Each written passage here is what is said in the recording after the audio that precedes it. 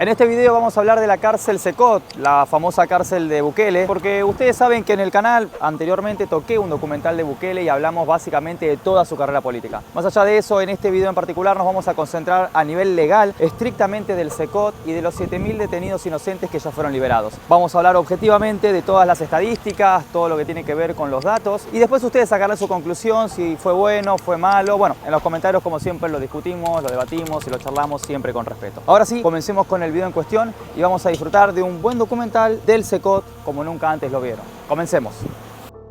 Nayib Bukele llegó a la presidencia de El Salvador para combatir la corrupción y a las pandillas. Fue electo y reelecto por el voto del público por sus buenos resultados. Activó el plan de control territorial. En 2022, después de 2 días de terribles matanzas, convocó a los ministros para llegar a un acuerdo. Pidió a la Asamblea que decretase un régimen especial de excepción para acreditarle a la policía cuestiones especiales. La Asamblea Legislativa reformó el Código Procesal y Penal para aumentar las penas y se prohibieron los indultos. Creó el Secot y está en la mira. Es acusado de violar los derechos humanos. ¿Es así? En este video vamos a hablar de la tan polémica prisión de Bukele, de cómo conviven las pandillas en ella y de por qué hay quienes afirman que el presidente de El Salvador viola los derechos humanos. En El Salvador saben que todo aquel que entra en el Secot no sale. En el centro de confinamiento del terrorismo que inauguró su presidente Nayib Bukele en enero de 2023, miles de pandilleros viven en celdas comunitarias. Están rapados, usan la misma ropa, duermen en literas de chapa, no pueden hablar, no pueden recibir visitas, no tienen momentos de recreación, comen 3 veces por día y se bañan en la misma pileta. Bukele dice que es la cárcel más segura de América, la Alcatraz del continente centroamericano, la que solucionó el flagelo de la inseguridad en El Salvador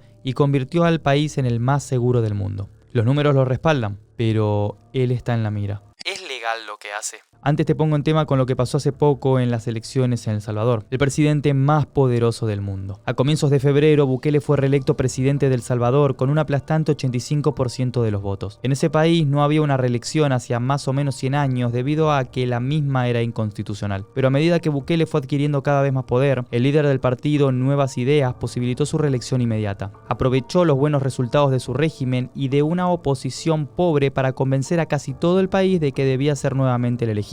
Así que va a estar en la presidencia al menos 5 años más. Hoy en día, Bukele controla el Parlamento, la justicia, la fiscalía, las Fuerzas Armadas y el resto del aparato estatal. Por eso los jueces, renovados por un Congreso en el que tiene amplia mayoría, interpretaron la Constitución a su favor y permitieron la reelección. Su campaña para terminar con la violencia pandillera en El Salvador conformó a un pueblo que ya no quería saber más nada con la inseguridad. Por eso, en las elecciones de 2019, Bukele barrió del mapa a las 2 fuerzas políticas principales, imponiéndose con la suya, la Gran Alianza por la Unidad Nacional, con más del 50% de los votos. Desde que está en la presidencia, Bukele detuvo a más de 70.000 pandilleros o colaboradores y redujo los asesinatos a mínimos históricos en él. En 2023 llegó a 2,4 por cada 100.000 habitantes, una rotunda mejoría en un país que tenía una de las mayores criminalidades del mundo. Hace poco, el político se vanaglorió en redes sociales de liderar el país con la tasa de encarcelamiento más alta del mundo. La solución es meterlos a todos en la cárcel para que no puedan matar más, escribió en Twitter. Antes de su llegada, las cárceles de El Salvador tenían problemas de sobrepoblación y hacinamiento. Y por eso, para solucionar ese problema, inauguró el Secot. Metámonos de lleno en una de las cárceles más seguras del mundo, para después entrar en sus polémicas. ¿Realmente solucionó el problema? El Secot fue inaugurado el 31 de enero de 2023 en el municipio de Tecoluca, en San Vicente. Tiene 1,6 metros cuadrados y alberga más o menos 40.000 reclusos. El sistema de seguridad está diseñado bajo estándares internacionales. La versión oficial es que Bukele lo abrió para descomprimir los recintos del país. Tiene 32 celdas, la mayoría ocupadas por miembros de las pandillas dominantes en El Salvador, la Mara Salvatrucha y la 18. Los pandilleros, considerados terroristas en ese país, viven mezclados en cada celda. No fueron separados por pandillas. Sus condenas van desde los 20 años hasta más de 1000 años. Todos los que están ahí violaron, mataron o secuestraron. Como había adelantado, los presos solo salen de sus celdas para hacer ejercicio unos minutos al día, para hablar con su abogado de manera virtual o para oír sus nuevas sentencias. Cada vez que lo hacen están esposados de pies y manos. El único momento en que quedan completamente liberados de sus esposas es cuando hacen gimnasia, ya que la practican en medio de un círculo de guardiacárceles. La cárcel está diseñada para que los guardias puedan ver todo desde arriba en pasillos específicos. De hecho, tiene las luces prendidas a todo momento para que los presos pierdan la noción del tiempo. En las celdas solo hay literas de chapa y una especie de pileta en donde se lavan y enjuagan los platos de comida. Para los presos más problemáticos existe una celda de aislamiento que no cuenta más que con una cama de cemento, una pileta y un inodoro. La única cuota de luz entra por un pequeño orificio en el techo que no basta para alumbrar el lugar. Para llegar al Secot hay 7 puestos de control que se extienden a lo largo de 1 kilómetro. En el patio del recinto, los guardiacárceles tienen diferentes puestos de control. El suelo del exterior de la cárcel está lleno de piedras que suenan cuando alguien las pisa. Sus muros de hormigón tienen hasta 9 metros de alto y encima de ellos hay cercas electrificadas de 3 metros. Es imposible escapar. En cuanto a la salud y comida, los reclusos tienen el derecho a que una enfermera les dé los medicamentos que necesitan y comen 3 veces al día, lo que les preparan otros presos de condenas menores provenientes de otras cárceles. La mayoría de las veces es arroz o pasta. Entonces, ¿por qué Bukele es cuestionado? Quienes defenestran sus métodos atacan al presidente por suspender las garantías constitucionales bajo un régimen de excepción. La ONG Movir, o Movimiento de Víctimas del Régimen, pidió reunirse con embajadores en El Salvador para tratar la situación de derechos humanos en el país. Se comprometieron a visitar a otros embajadores y embajadas para que conozcan de primera mano las violaciones a los derechos humanos por parte del régimen. Este movimiento surgió en agosto de 2022 y se encarga de defender los derechos humanos, en este caso, acompañando a los familiares de personas detenidas de forma supuestamente arbitraria durante la medida de excepción. Otras organizaciones nacionales y extranjeras también denunciaron violaciones a los derechos humanos durante el régimen y señalaron que la cifra de privados de libertad muertos en custodia estatal ascienden a más de 200, además de que hay unos 23.000 detenidos de forma arbitraria que son completamente inocentes. Presos inocentes. En agosto de 2023 fueron liberadas más de 7.000 personas detenidas durante el régimen. Recordemos que hasta el momento Bukele metió presas a más de 70.000 personas. Lo que pasó en muchos casos es que hubo personas que fueron enviadas a la cárcel a través de llamadas anónimas a la policía. La mayoría fueron acusadas de asociación delictuosa y denunciadas por sus propios vecinos. En mayo de 2022 Bukele habilitó una línea, la 123, para que hicieran llamadas anónimas. En teoría, la Policía Nacional investiga cada reporte y, con base en labores de inteligencia, determina si la persona denunciada es o fue colaboradora de las pandillas. Los barrios atacados por las pandillas se llenaron de informantes, delatores o vengadores. Según documentó El País, los ciudadanos perdieron la confianza entre sí y por eso muchas veces hubo quienes fueron denunciados por el simple hecho de tener alguna cruzada personal con el denunciante. El medio español afirma que la mayoría de estos casos los protagonizan personas comunes, en su mayoría jóvenes pobres que tuvieron la desgracia de no simpatizarle a otros. En la nota hay varios testimonios de personas que fueron metidas presas sin motivo. Una joven de 26 años cuenta que la sacaron de su casa porque supuestamente había compartido un momento con un grupo de la Mara Salvatrucha. Esta persona le pidió a la fiscalía que hiciera la corrección y logró llevar el proceso en libertad tras pasar injustamente 6 meses en 2 penales diferentes. Ese día también se llevaron preso a su hermano, a quien trasladaron al Secot. Todavía no tiene noticias de él, ya que los presos tienen terminadamente prohibido comunicarse con su familia. Si a usted no le caía bien una persona, con una llamada de denuncia iban a traerlo a usted sin más pruebas, contó esta mujer en El País. Ella dice que la denunció una conocida suya que insistía en que la metieran presa. También está el caso de un hombre golpeador que denunció a su pareja, la madre de sus 5 hijos, por haberlo engañado con el pastor de su iglesia. Ella fue presa y sus hijos repartidos por todos lados. La organización Socorro Jurídico señala que todavía hay 14.000 personas presas que nunca tuvieron relación con las pandillas. El juez Antonio Durán dejó en claro que la carga de la prueba recae en el acusado, que debe demostrar que no es culpable de lo que le señalan las autoridades. A la gente se le presume culpable y debe probar que es inocente, en vez de ser la fiscalía la que presente pruebas de que alguien es pandillero,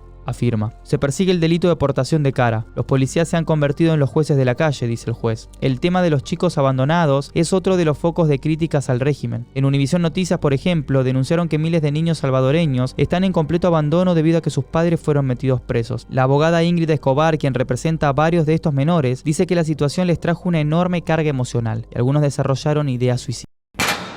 Las normas internacionales de derechos humanos para funcionarios de cárceles. Las protestas de los organismos de derechos humanos que no avalan el régimen de Bukele tienen que ver mayormente con la violabilidad de las normas internacionales vinculadas a los funcionarios de las cárceles. El derecho a la integridad física y moral dice que toda persona sometida a cualquier forma de detención o prisión será tratado humanamente y con el respeto debido a la dignidad inherente al ser humano. Muchos representantes de estas organizaciones denuncian, por ejemplo, que la condición en la que viven los presos, muchas veces hacinados o con la luz prendida todo el día, es tortura o inhumana. Para otros tantos, es un castigo merecido. Las normas internacionales entienden como tortura a todo acto por el cual se inflige intencionalmente a una persona dolores o sufrimientos graves, ya sean físicos o mentales, salvo que sean inherentes o incidentales a sanciones legítimas. La familia de los presos deben poder comunicarse con ellos y eso es algo que no sucede en Secot. Lo mismo pasa con el trabajo. Las normas dicen que todos los reclusos tienen la obligación de trabajar y en la cárcel de Bukele eso, por lo menos, según lo que se ve en los videos, es algo que tienen prohibido. Ni que hablar de las actividades educativas y culturales, como por ejemplo la posibilidad de acceder acceder a una biblioteca.